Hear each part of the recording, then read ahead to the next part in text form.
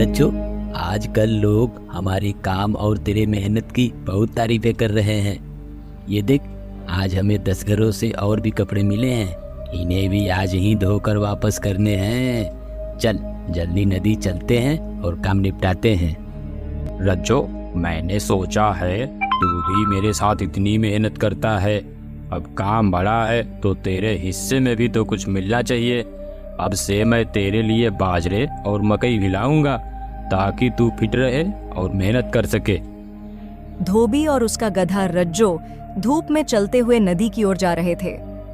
धोबी रास्ते भर रज्जो से बातें कर रहा था, जबकि धूप बहुत तेज थी और दोनों गर्मी से बेहाल थे। आज इस धोबी ने मेरे पीठ पर इतने सारे कपड़े लाद दिए। अगर 2-4 कपड़े कम कर देता तो तेरा क्या बिगड़ जाता।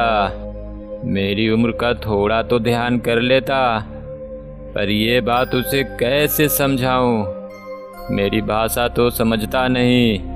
क्या सोच रहा है रज्जो? आज धूप बहुत तेज है, अगर थक गया है तो थोड़ा आराम कर ले, फिर चलते हैं। चल आजा। धोबी ने गठरी को नीचे उतार दिया ताकि रज्जो थोड़ा आराम कर सके। रज्जो, एक तू ही तो है मेरा साथी जो मेरे हर काम में मेरा साथ देता है।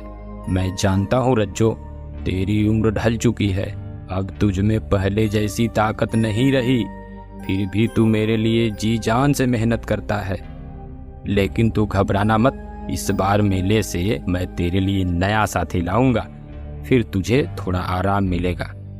अब चल, थोड़ी दूर और रह गई है, जल्दी काम खत्म करके आज तेरे मनपसंद का खाना खिलाऊंगा। चल आजा। धोबी गधे की पीठ पर फिर से कपड़े का गट्ठर लाद देता है और दोनों नदी की ओर चलने लगते हैं।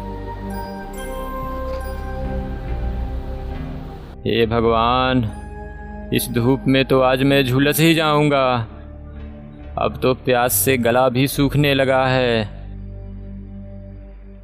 तभी अचानक चलते चलते गधे का पैर फिसल गया और वह लड़खड़ाते हुए बगल के गड्ढे में गिर जाता है।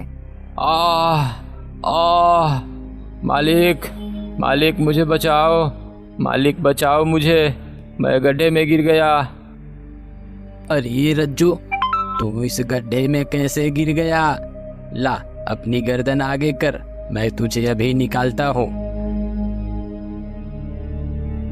धोबी बहुत कोशिश करता है, परंतु गड्ढा गहरा होने की वजह से उसके हाथ गधे तक नहीं पहुंचता। काफी कोशिश करने के बाद वह परेशान हो जाता है। ये सब मेरी गलती है रज्जो, अगर मैंने इतने सारे कपड़े नहीं लादे होते तो तू इस गड्ढे में नहीं गिरता। घबरा मत रज्जो, मैं अभी कुछ करता हूँ। अरे कोई है इधर जो मेरी मदद कर सके? अगर कोई सुन रहा है तो आ जाओ भाई, मेरी मदद करो। इस तरह से धोबी ने अपनी सहायता के लिए आवाज लगानी शुरू की। धोबी की आवाज सुनकर बगल के खेतों में काम कर रहे 2 किसान उसके पास आ गए। क्या हुआ भाई, क्यों चिल्ला रहे हो? भाई, मेरा गधा इस गड्ढे में गिर गया है, तुम भले आदमी मालूम पड़ते हो, इसे निकालने में मेरी मदद करो। तुम चिंता मत करो, धीरज रखो, हम इसे बाहर निकालने की कोशिश करते हैं।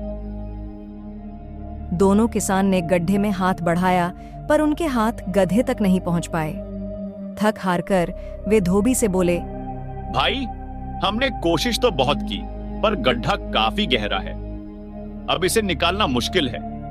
वैसे भी ये गधा बूढ़ा हो चुका है और अब किसी काम का नहीं है, इसे निकालने से कोई फायदा नहीं। मेरी मानो तो इसे इसी गड्ढे में मिट्टी डालकर दफना देते हैं। नहीं नहीं भाई, ये मेरा गधा है, मुझे इससे बहुत प्यार है, इसे जिंदा दफन कैसे कर सकता हूँ?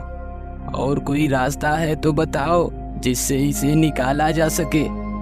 देखो भाई, मैं समझ सकता हूँ कि तुम्हें इस गड्ढे से बहुत प्रेम है, पर इसके अलावा हमारे पास कोई और रास्ता नहीं है। इसे ऐसे ही मरने देने से बेहतर है कि इसे दफनाकर मुक्ति दे दो।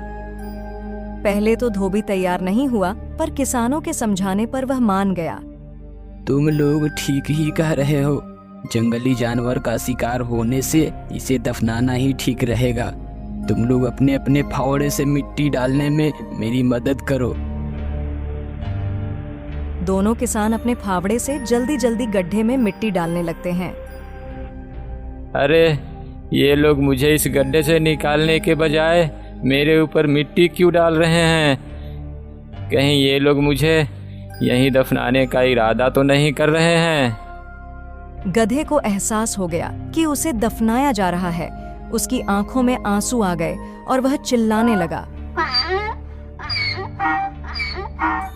कुछ देर तक चिल्लाने के बाद गधे ने अचानक चिल्लाना बंद कर दिया। ये गधा अचानक चिल्लाना बंद क्यों कर दिया? जरा देखूं क्या बात है। धोबी ने गड्ढे में झांका तो वह गधे को देखकर हैरान रह गया। गधा अजीब हरकत कर रहा था। जैसे ही उसकी पीठ पर मिट्टी गिरती, वह अपनी पीठ हिलाकर मिट्टी नीचे गिरा देता और खुद उस मिट्टी पर चढ़कर ऊपर आ जाता। यह प्रक्रिया लगातार चलती रहती है। जैसे ही गधे की पीठ पर मिट्टी डाली जाती, वह उसे हिलाकर नीचे गिराता और खुद उस पर चढ़ जाता। धीरे धीरे गड्ढा मिट्टी से भर गया। अंत में गधे ने जोर से छलांग लगाई और गड्ढे से बाहर निकल आया। अरे ये कैसे हो गया? हम तो इसे दफना रहे थे, फिर ये अचानक बाहर कैसे निकल आया? ये तो कोई चमत्कार ही लगता है। ये कोई चमत्कार नहीं है, ये मेरे गधे की अक्लमंदी है। जब हम इस पर मिट्टी फेंक रहे थे तो ये अपनी पीठ से मिट्टी गिरा देता और उस पर खड़े होकर एक कदम ऊपर आ जाता। इसने खुद को मिट्टी के नीचे दबने नहीं दिया। इस विपत्ति में अपनी अकल दिखाई और खुद को बचा लिया। वाह, तुम्हारा गधा तो बहुत समझदार निकला। आज इसने साबित कर दिया कि कोई भी समस्या कितनी भी बड़ी क्यों ना हो, उसका समाधान जरूर होता है।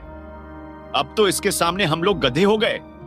सच में आज रज्जो ने हमें सिखा दिया कि हर मुश्किल में समझदारी से काम लो तो उसका हल जरूर निकलता है। चल रज्जो, आज घर पर तेरे नए जन्म की खुशियां मनाएंगे।